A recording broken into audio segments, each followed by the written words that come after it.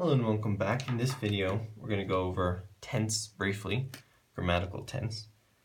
So grammatical tense is the time at which a clause or verb takes place. So we think of it as past, present, or future. There are other tenses besides past, present, and future. However, things like aspect or even mood are not part of tense.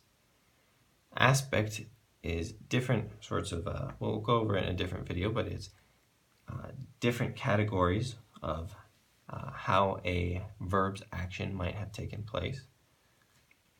Imperfect versus imperfective, things like that, we'll generally think of as aspectual rather than tense. And mood, things like subjunctive, are also not tense. So often I'll hear people talk about the subjunctive tense. Subjunctive is not a tense because it doesn't make something more or less past or more or less future. Oftentimes, an aspect might be sort of packaged with a tense. So, for example, in Spanish, we have an imperfect, what we often call the imperfect tense. So it's cantaba, you could say. Would be an example of an imperfect verb.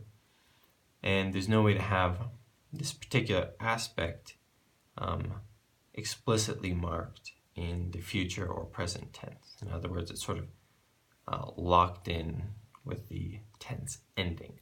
That's one of the reasons we often put aspect and tense sort of colloquially together. Talk about the imperfect tense. However, generally in linguistics, we want to be a little bit more clear. And when we talk about tense, we want to be very clear and talk about time. So something about past, present, or future, or maybe some variation on that. For example, some languages might have a non-past that would include present and future. That's still talking about time.